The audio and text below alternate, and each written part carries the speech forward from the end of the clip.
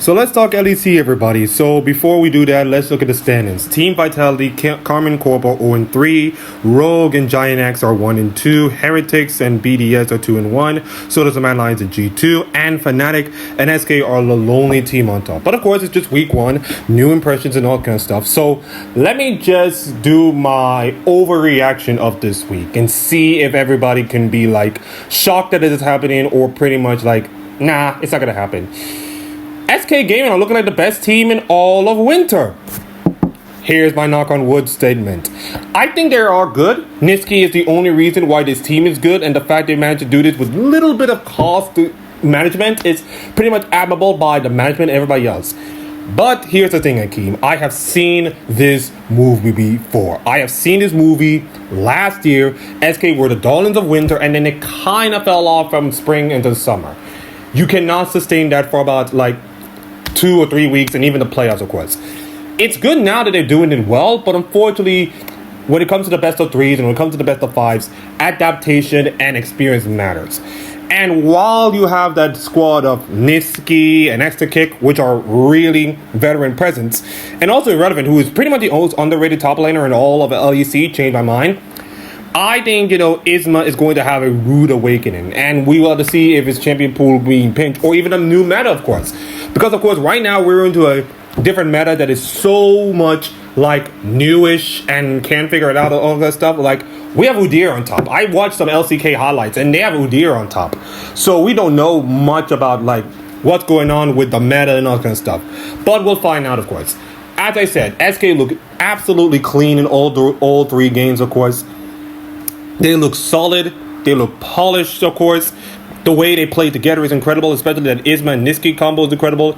They beat Rogue, Mad Lions, and Fnatic pretty handily well. I say they're looking great, but of course, week 1 is going to be way different than weeks 2 and 3.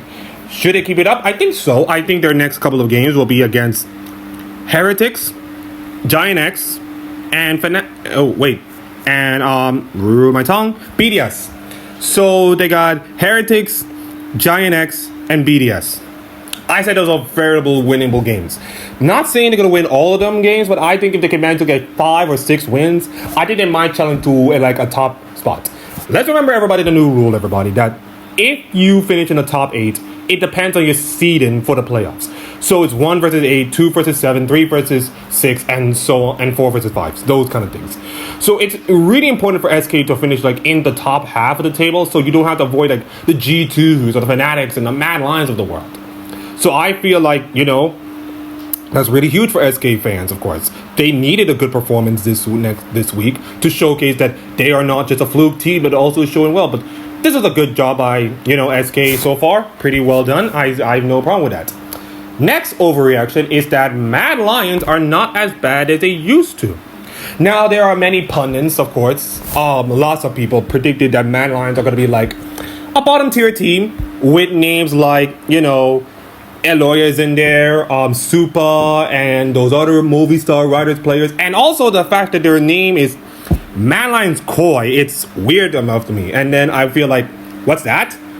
Eba's taking his Koi name and put it on Mad Lions and decided to make it a Spanish team. Wow, that's fascinating. That shocks me. So I was thinking, consider the circumstances. If it goes well, it feels like Eloy is going to be the hero of all courts. If it went badly, I think so. I think he lost to, SK really feel like it justified me. And also that was Niski getting revenge of his old jungle mate, of course.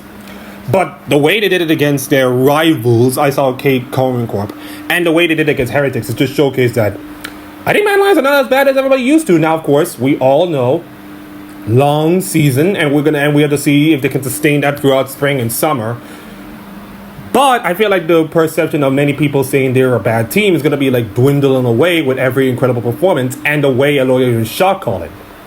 I feel like this Mad Lions team reminds me of the old Mad Lions team from 2020 when Humanoid was the only veteran and there's a bunch of rookies with Karza and I don't know most of the players, some of them. It's hard to me to forget, 2020 is a long time, of course. It feels like 50 years right now with the pandemic and all the good stuff. But I know the Mad Lions team. I remember that they beat G2 in the upper bracket matchup. And that was humanoid with a bunch of rookies. That team was really special because nobody was expecting them to do really well. And that's the same thing with Man Lions. Nobody expected them to even do well right now. So the fact they are actually winning right now and doing pretty decent, minus the loss by SK, is showcasing that, yeah, I think the Man Lions are good enough. Are they good enough to be G2 in a best of 5 series? No, I don't think so. But I think, the way they're performing, the way they're proving everybody wrong, if they can keep this up, I think they're good. Their next 3 matches are going to be... Oh, wait, am I reading right? G2 Esports is your first game on week 2. My goodness, that's a hell of a way to get your week done. And then, of course, you got to face BDS, and then you got Rogue. And, of course, this matchup, Rogue versus BDS, Mad Lions, is a battle of Koi dominancy, because Rogue were Koi, and now Mad Lions are Koi. And I think that will be a huge battle, of course. So I feel like if you beat G2, maybe you might establish themselves and has proven, dominance. Because G2 got punched them out early on, and I was thinking to myself, well, G2 are going to be losing. I'll get to G2 later. But unfortunately, I feel like Mad Lions are good enough to compete and probably win some games. Right now in the best of 1 format, but unfortunately best of 5 is going to be a whole different beast. And I don't know if they can be good enough to do that. But we'll wait and see, of course. Now for my next overreaction. Carmen Corp are probably the worst team in all of LEC right now. You bastard. Look at the first 3 games. Let me just look at the first 3 games. Fnatic, G2, and Mad Lions. You're talking about the murderer's role of LEC right now. You're thinking to yourself, wow, Carmen Corp is going to probably have the easiest time in the LEC this year. And then you throw in those 3 matches and feel like, nah, that's just not what it is. It's kind of like T1 facing against Gen G in the first day. You're like, hey, wait, we were supposed to have an easy matchup. Sorry, boys, you're facing Gen G first. How did that work out? Oh, you lost 2-1 to Gen G. And now you lost, 7 series in a row to that same team, and you're 18-8 against them. Well, that's how the cookie crumbles, I guess. But the way K-Corp has been playing, I think most of the games are kind of close. It's upset and bold, playing pretty well. Sakin looks absolutely nervous. Kabashaw looks bad. That's what I'm hearing, of course. So if K-Corp and Yamato Cannon, and we all know Yamato Cannon is a really good coach, can clean up some of the things they have done and make this team polished, I think they'll be fine. So the good news is I think the worst is already over. The storm is already passed it away. There's nothing but virtual sunshine and cloud and beautiful days, of course. They got Giant X and then Vitality and then Heretics. They got, not saying easy fixtures, but probably winnable games. All they just need is 4 wins and they'll make it in. And trust me, the way this fan base is going in, I think the expectations are so skyrocketed. Many people thinking that when K-Corp comes to the LEC, they're all expecting winning the LEC title from the first jump. No, you don't. It's not like G2 2016 when they won their first LEC title in their first year. You can't just insert your way winning. It took time. What the Lions have gone through, the last 30 years of heartbreak and bad moments. It took the right coach, the right quarterback, and the right scheme and the right to finally elevate your team and make it relevant. You can't just insert yourself as LEC champions on day 1. And even Kameto said it best. They're not a kind of team that spends a lot of money. That's why they got the bow, and that's why they got the upset, of course, and they got Targamas, of course.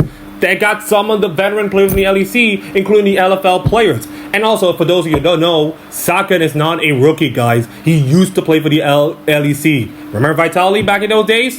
You don't? Alright, your memory is kind of mush right now. So the thing is about this is that I think K-Corp is going to be fine. I think Carmen Corp is going to pick up a few wins.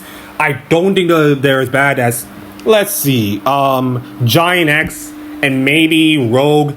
Those are the bad teams right now.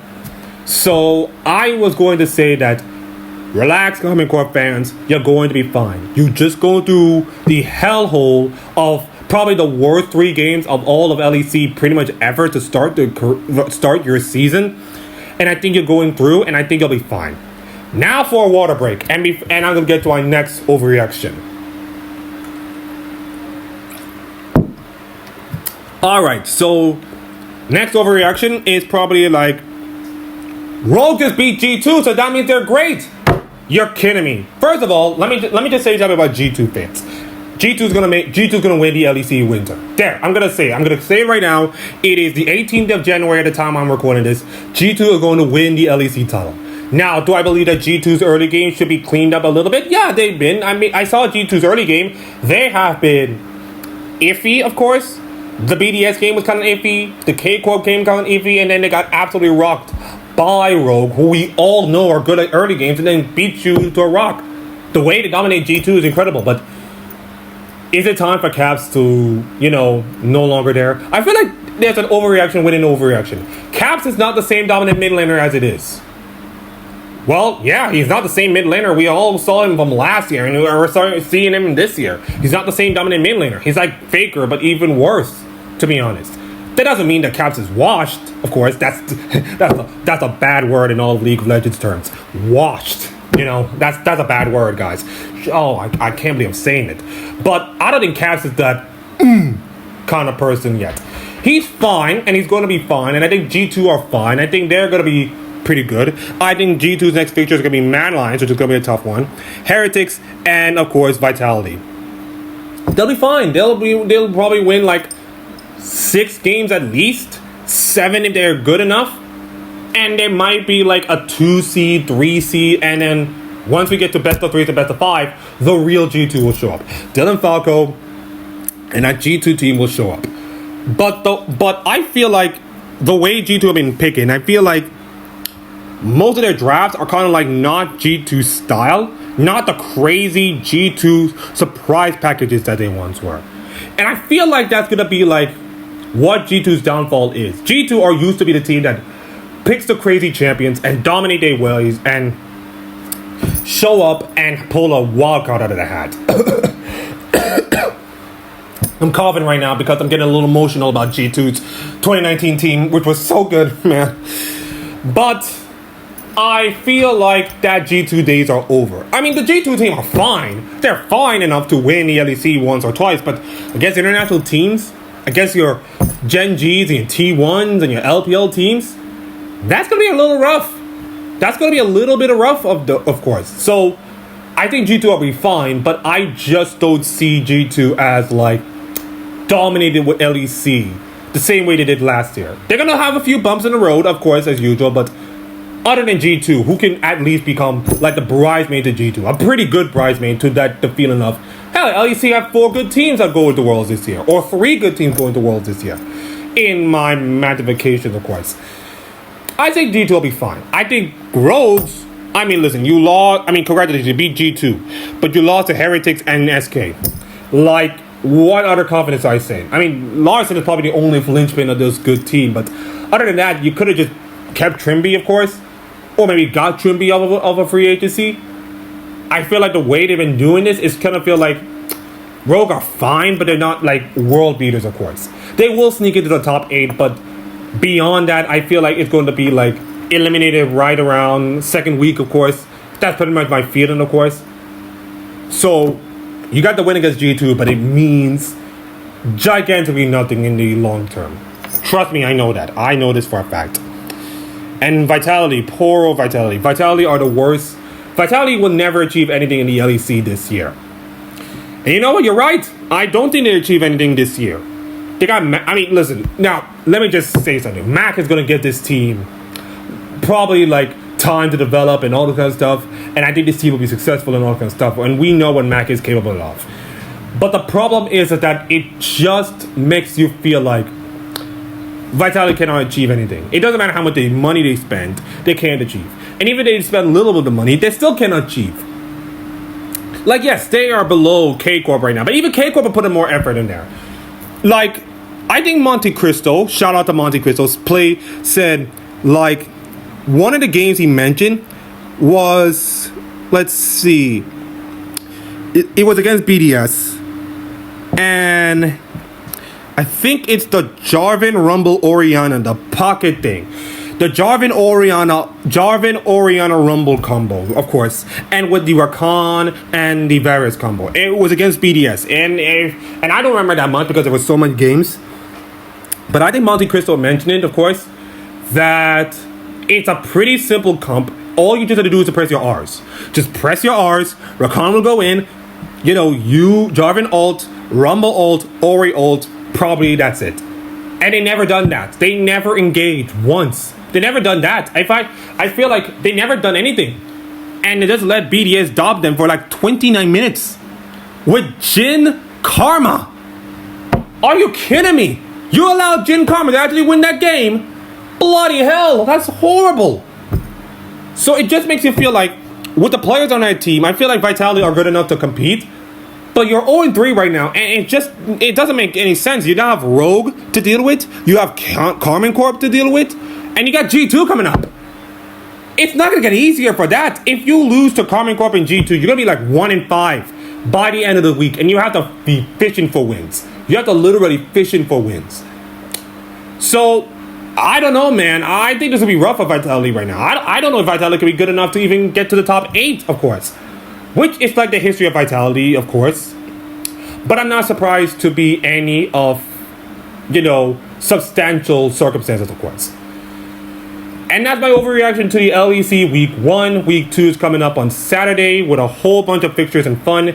If you like my kind of speaking, please subscribe to the channel, like and comment and all that kind of stuff. Share it with your friends and all that kind of stuff. My name is Mackie, and have a good night.